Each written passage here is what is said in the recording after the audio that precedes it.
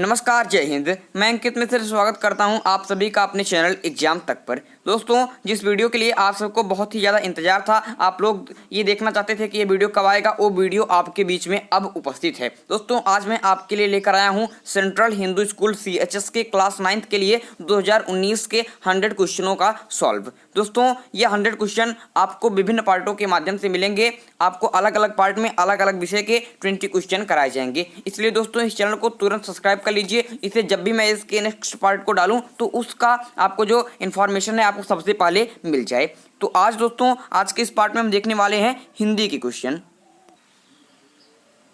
तो हिंदी के कुल 20 क्वेश्चनों पर हम चर्चा करने चल रहे हैं। दोस्तों, सबसे पहले वीडियो को लाइक कर लीजिए, क्योंकि आप लोगों के डिमांड पर ही ये वीडियो बनाई जा रही है। और इस वीडियो को ज़्यादा से ज़्यादा शेयर कीजिएगा और आपको ये वीडियो कैसा लगा हमें कमेंट बॉक्स में अवश्य बताइएगा। चलिए दोस्तों, वीडियो की शुरुआत करते हैं।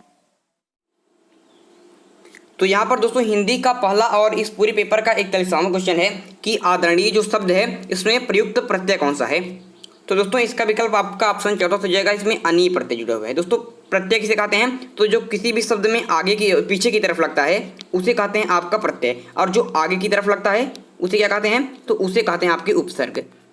तो इन दोनों बातों को याद रखिएगा। तो इसमें पीछे की तरफ अनी शब्द लगा हुआ है तो अनी इसमें प्रत्यय हो जाएगा। चलिए नेक्स्ट क्वेश्चन की तरफ चलते हैं। नेक्स्ट क्वेश्चन है कि नमस्ते का सही संधि विच्छेद है। तो जो नमस्ते शब्द इसका संधि विच्छेद क्या होगा? दोस्तों, इसका विकल्प आपका ऑप्शन 14 हो जाएगा नमधन्ते। और एक प्रकार क्या है? प्रकार की विसर्ग संधि है। दोस्तों, संधि कुल 3 प्रकार की होती है। एक होता है आपका स्वर संधि, एक होता है व्यंजन संधि और एक होता है आपका विसर्ग संधि। यहाँ पर दोस्तों जो स्वर संधि है इसके भी 5 प्रकार होते हैं।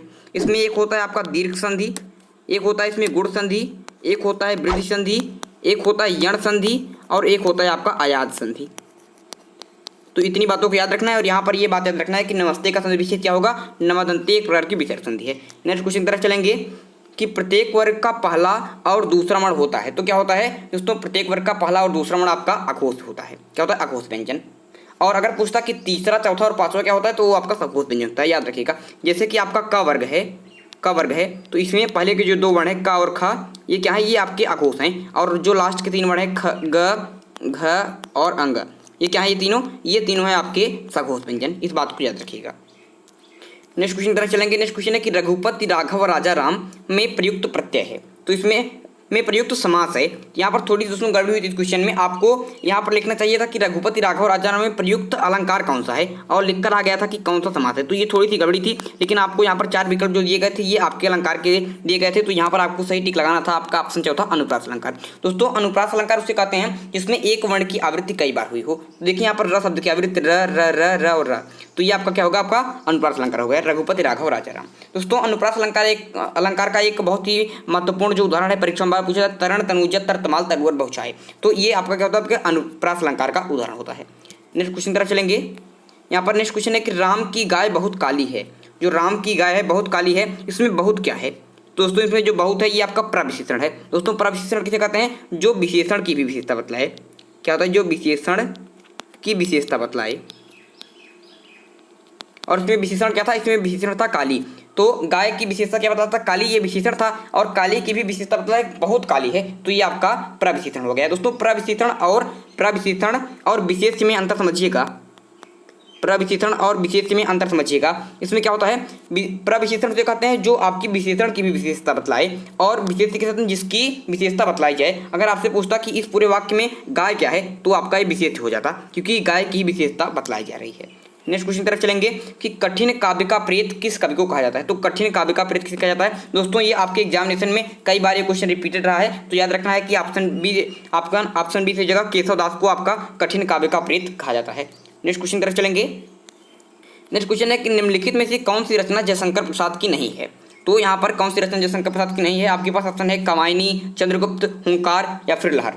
तो ये भी बहुत सिंपल ही क्वेश्चन है कि इसमें जो हुंकार है ये आपके जयशंकर प्रसाद की रचना नहीं है, क्योंकि ये आपकी किसकी रचना है? ये आपके रामधारी सिंह दिनकर जी की बहुत ही प्रसिद्ध रचना है, रामधारी सिंह दिनकर जी की। तो ये भी क्वेश्चन आपकी परीक्षा में पूछ सकता है कि रामधारी हुंकार किसकी रचना है, तो आपको लगाना होगा कि रामधारी सिंह दिनकर की। यहाँ पर पूछा गया था कि कौन सी रचना जयशंकर प्रसाद की नहीं है, तो यही नहीं होगा। और आपकी कामायनी, चंद्रगुप्त और लहर, ये 3 रचना आपकी जयशंकर प्रसाद की हैं। इन रचनाओं के बारे में आप याद रखेंगे।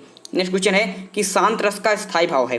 तो जो शांत रस होता है उसका स्थायी भाव क्या है, तो उसका स्थायी भाव आपका निर्वेद होता है। याद रखिएगा, बहुत ही ज़्यादा इंपॉर्टेंट क्वेश्चन है दोस्तों। एक बहुत बार पूछा गया है कि जो आपका श्रृंगार रस होता है उसका स्थायी भाव क्या होता है, तो आपको याद रखना है कि श्रृंगार रस का स्थायी भाव आपका रति होता है। इस क्वेश्चन को याद रखिएगा, आपकी परीक्षाओं में देखने को मिल सकते हैं। नेक्स्ट क्वेश्चन है कि अकबरी लोटा कहानी के लेखक हैं, तो जो अकबरी लोटा कहानी इसके लेखक कौन है, आपके पास ऑप्शन है निर्मल वर्मा, महादेवी वर्मा, रामचंद्र तिवारी की अन्नपूर्णानंद वर्मा। तो इसका सही उत्तर हो जाएगा आपका ऑप्शन चौथा, अन्नपूर्णानंद वर्मा।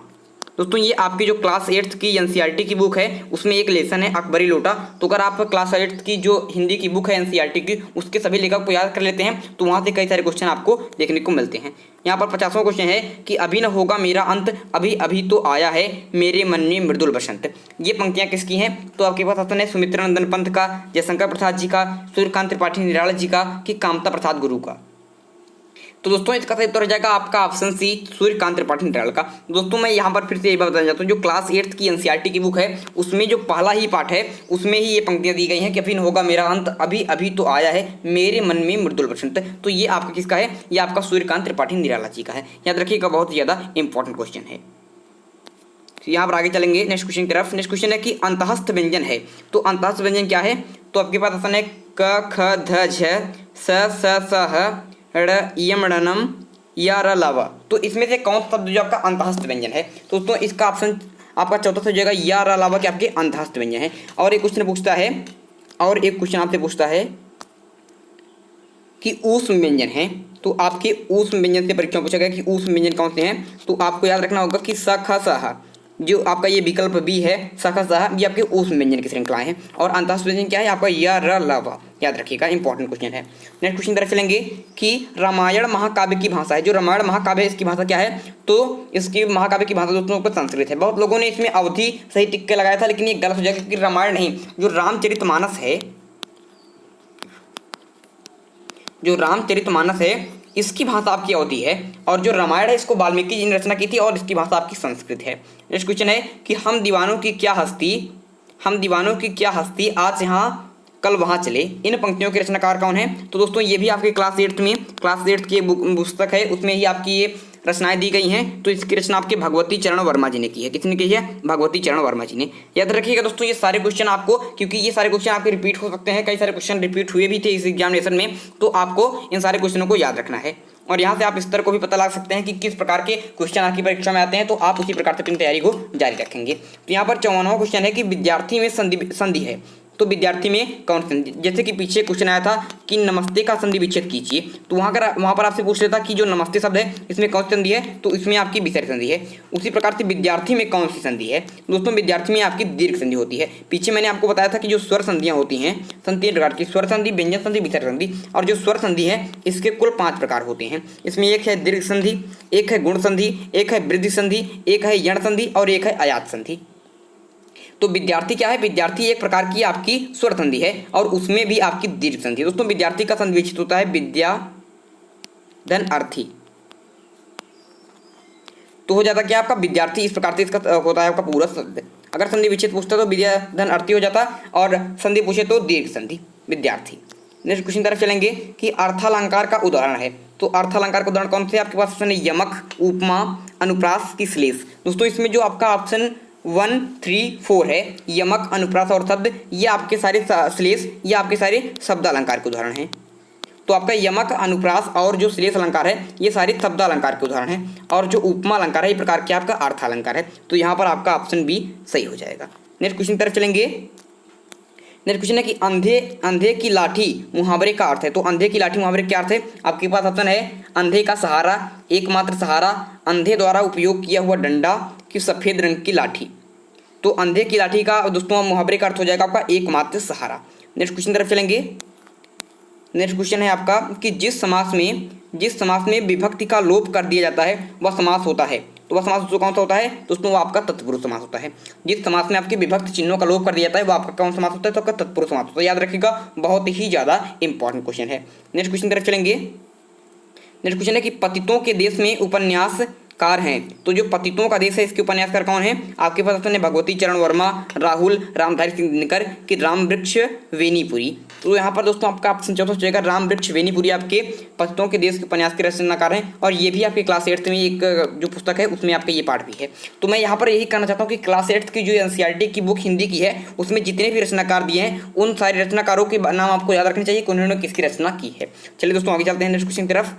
नेक्स्ट क्वेश्चन है कि जिसके समान कोई अन्य नहीं है, जिसके समान कोई अन्य नहीं है वाक्य के लिए केवल एक शब्द प्रयोग किया जा सकता है। तो आपके पास सर्वोत्तम, सर्वप्रथम, अद्वितीय की अयोग्य। तो यहाँ पर दोस्तों विकल्प सी हो जाएगा कि अद्वितीय। जिसके समान कोई अन्य नहीं है वाक्य के लिए केवल एक शब्द हो जाएगा आपका अद्वितीय। तो यहाँ पर दोस्तों 60वां क्वेश्चन है, 60 नंबर का क्वेश्चन है कि मेघ का पर्यायवाची नहीं है।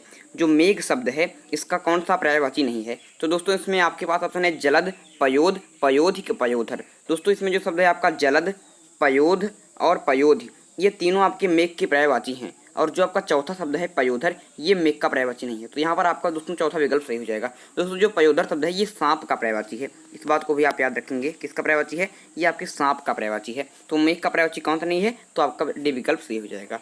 तो यहाँ से दोस्तों हमारे हिंदी के जो क्वेश्चन थे, यहाँ से जो आपके हिंदी के क्वेश्चन थे वो कंप्लीट हो गए। तो ये थे दोस्तों आज के हमारे हिंदी के मोस्ट इंपॉर्टेंट 20 क्वेश्चन। उम्मीद करता हूँ कि आपको इन 20 क्वेश्चन करने में आनंद आया होगा। अगर आपको वीडियो अच्छा लगा हो तो वीडियो को लाइक अवश्य कीजिएगा। दोस्तों अभी आने वाले समय में आपको इसी प्रकार से अलग अलग पार्ट्स में आपको जीके जीएस के क्वेश्चन, आपके 2019 पेपर में जो साइंस क्वेश्चन आए थे, उसके बाद जो आपके मैथमेटिक्स के क्वेश्चन आए थे विद सॉल्व आपको कराए जाएंगे। जो इंग्लिश के पेपर आए थे सब क्वेश्चनों पर आपका एनालिसिस होगा, इसलिए इस चैनल को सब्सक्राइब अवश्य कर लीजिएगा। और दोस्तों अगर आप क्लास 9th में हैं और आपको यह पेपर अच्छा लग रहा हो तो हमें अपना कमेंट बॉक्स में फीडबैक दीजिएगा कि आपके लिए वीडियो कितना उपयोगी है। दोस्तों इस चैनल को सब्सक्राइब कर लीजिए क्योंकि कल या परसों में ही आपको एक वीडियो आने वाला है कि 2020 में आपकी कट ऑफ किस प्रकार से जाने वाली है, किस प्रकार की कट ऑफ आपको देखने को मिलेगी और आप कितने टारगेट लेकर चलेंगे कि आप सीएचएस के जो पेपर है उसको क्वालिफाई कर लें। तो इसलिए इस चैनल को सब्सक्राइब अवश्य कर लीजिएगा। चलिए दोस्तों आज के लिए आपसे लेते हैं विदा। अगले वीडियो में एक नए टॉपिक के साथ फिर होगी मुलाकात। तब तक के लिए मुझे दीजिए इजाजत। मैं हूं अंकित मिश्रा और आप देख रहे हैं एग्जाम तक। धन्यवाद।